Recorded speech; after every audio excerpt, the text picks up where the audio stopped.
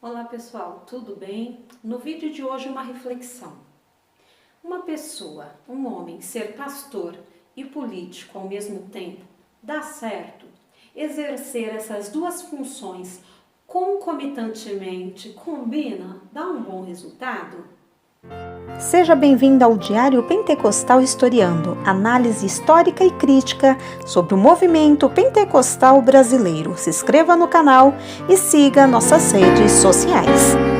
O povo que não conhece a sua história está condenado a repeti-la.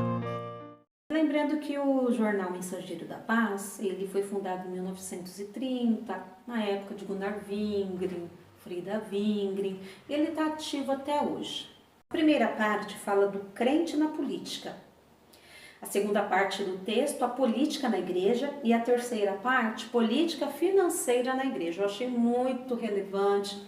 Ele tem 57 anos, o texto, mas muito atual, muito coerente publicar esse texto neste momento, na atual conjuntura, uma vez que a gente vê muito político cristão, principalmente pastor, e muitos deles não dando o exemplo que deveria ser dado. Então segue o texto. Há pouco escrevi algumas palavras acerca da política e restringi-me aos obreiros do Senhor Jesus, e como resultado, em parte, não fui bem compreendido por alguns que dividiram seus corações, dando uma parte especial à política e o resto para Jesus. Provérbios 4:23. Infelizmente, já vejo alguém vencido por este espírito turbulento, desprezando o ministério santo da palavra que recebeu do Senhor. A política começou a sua obra deletéria, bloqueando a fé, com armas sutis da sociedade toda mundana, levando este alguém para os becos da intimidade de amigos, e estes o conduziram ao naufrágio da fé, porque não atentaram para a palavra de Deus. Aí o pastor deixa duas referências aqui. Provérbios 1, do 10 ao 16. E primeira carta a Timóteo 1, versículos 18 a 20. O texto supra diz claramente que há embaraços para aqueles que se deixam levar descuidadosamente no trabalho do Senhor. E se há coisas que podem embaraçar o obreiro de Cristo, uma delas é, se não a mais perigosa, a política. Desafio que me provem se um crente fervoroso que ingressou na política, passou 4 anos nos debates da mesma, no contender constante e acirrado que é sempre a moda, e voltando depois para suas atribuições na igreja e no ministério, tem aquele fervor e zelo espiritual que tinha antes de aderir ao contágio antibíblico com os companheiros da esquerda? É uma desgraça quando um servo de Deus chega à posição de preferir um diploma de político ao diploma de ministro do Evangelho. Se há mal que cômoda e astuciosamente ronda e prejudica o pregador do Evangelho e o ameaça a tirá-lo fora de suas santas atividades espirituais, a política é esse mal, esse câncer roedor que infiltra-se no coração até comer todas as energias espirituais do homem, reduzindo-o a uma simples ossada. Ele deixa uma referência bíblica, Ezequiel 37, do 1 ao 11. Não deixa de ser muito prejudicial para o ministro do Evangelho a política, pois ela anda de olhos fitos na escada social, possuída de desejo de riqueza, que geralmente conduz o homem por caminhos desonestos até abrir-lhe a porta do abismo, tão claramente apontada pela palavra de Deus. Primeira carta de Timóteo 6, do 9 ao 10. O mais interessante é que os pastores que entram por esse caminho são os mesmos que ensinam as suas igrejas a viverem fora do mundo. Aconselham e admoestam os moços e moças a não se conformarem com o mundo enquanto eles estão nadando no mar espumoso chamado mundo, em completa e irrestrita obediência aos princípios por ele ditados. Será que o leitor pode contestar isso à luz da palavra de Deus? Se tentasse fazê-lo, seria para sua própria vergonha e desprazer, pois se a política não é mundo no seu mais elevado grau, pergunto, o que é mundo na linguagem previdente e insofismável da Bíblia Sagrada? João 17, 14 ao 16 e versículo 25. Tiago 4 e 4, 1 de João 2 e 17. Ele deixou essas três referências. Não sei como é que a teologia dos políticos interpreta estes e outros textos bíblicos que falam daquilo que é o mundo no sentido mais restrito da economia espiritual.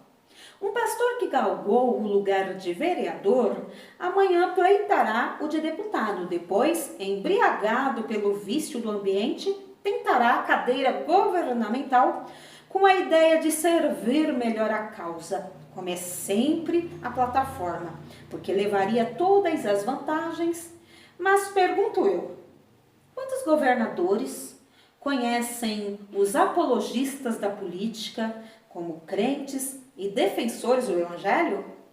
Se no futuro alguém alcançar esse posto, há de afirmar logo mais com toda certeza que tal pessoa há toda a fé para servir de ferrolho nas mãos do mundo.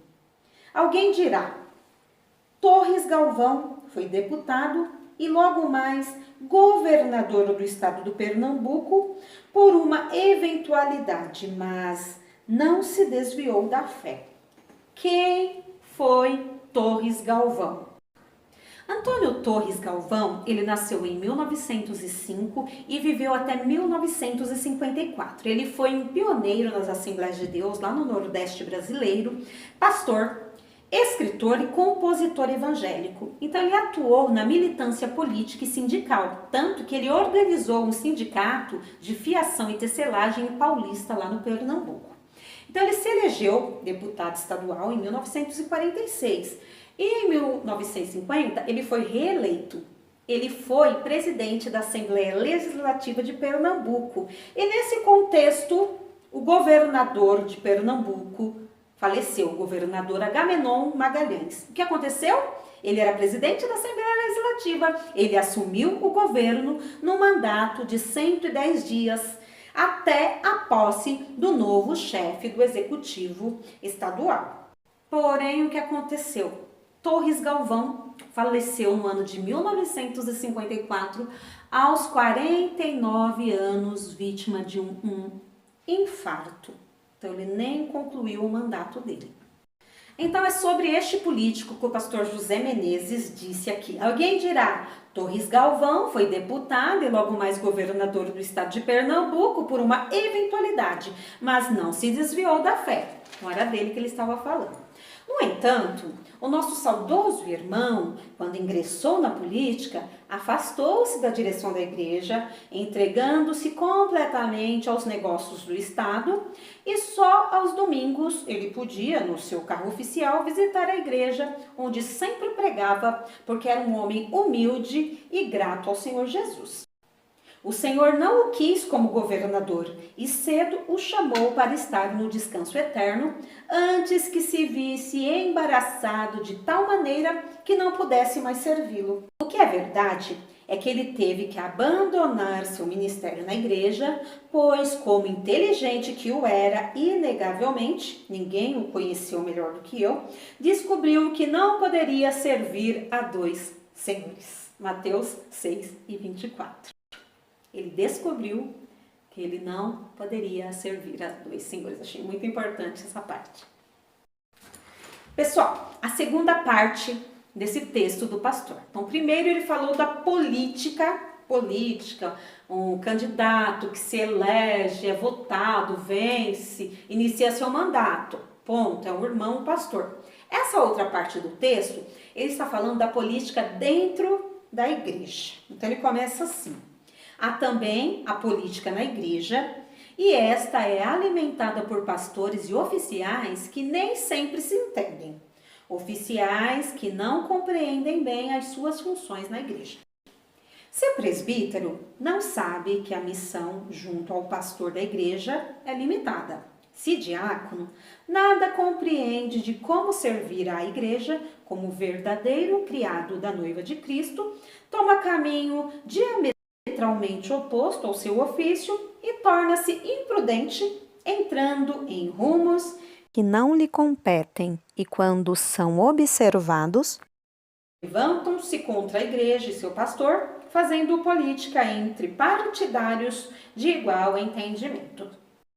O pastor, por sua vez, deve compreender que os oficiais de sua igreja, que a dirige, não são seus empregados, e sim cooperadores para trabalharem de comum acordo para o engrandecimento da causa do mestre e que precisam ser honrados, como ensina a palavra de Deus, uma referência bíblica que ele deixou, primeira carta de Timóteo 5:17. O substituto eventual e normal do pastor nas suas viagens e trabalhos na causa é inegavelmente o presbítero.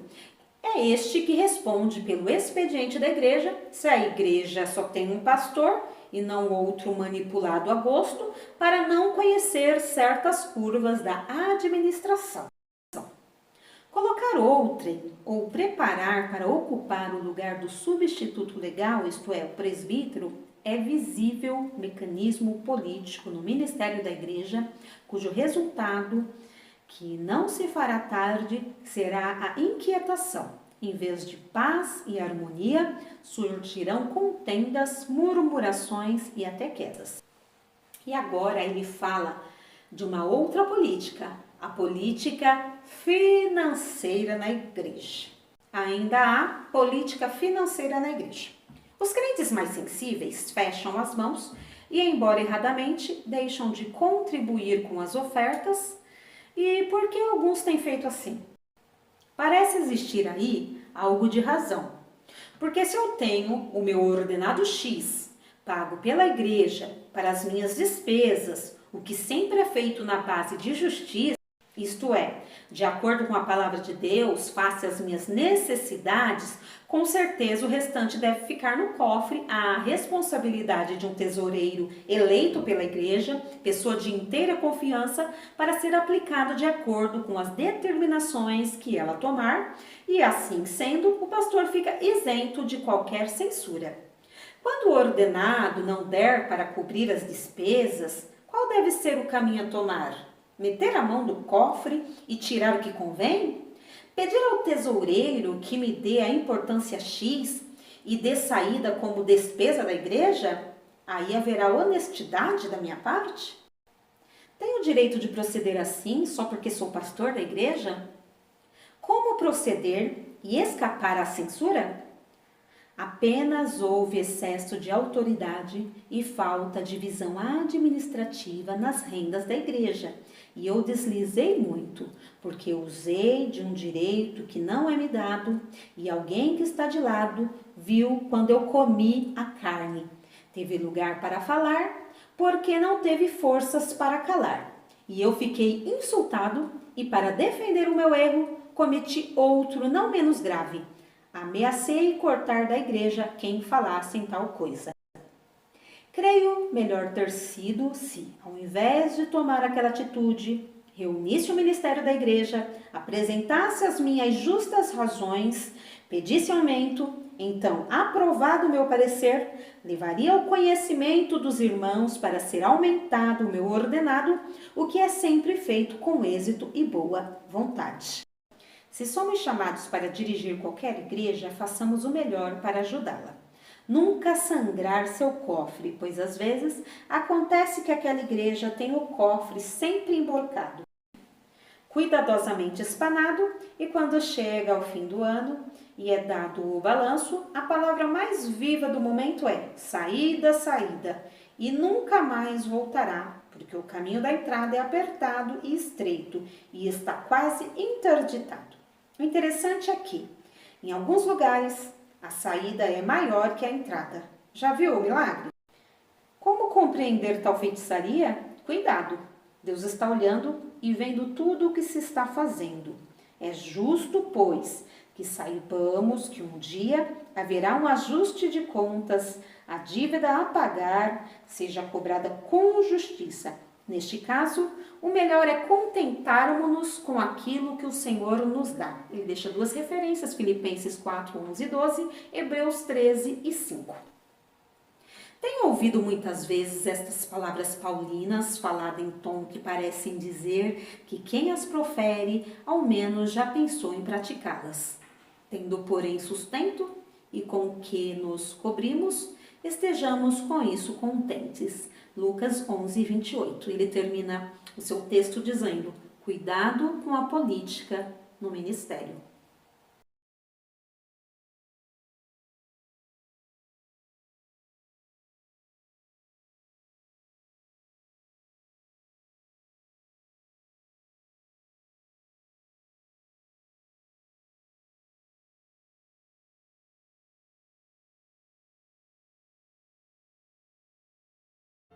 Porque nada podemos contra a verdade, senão pela verdade. Segunda carta aos Coríntios 13 e 8.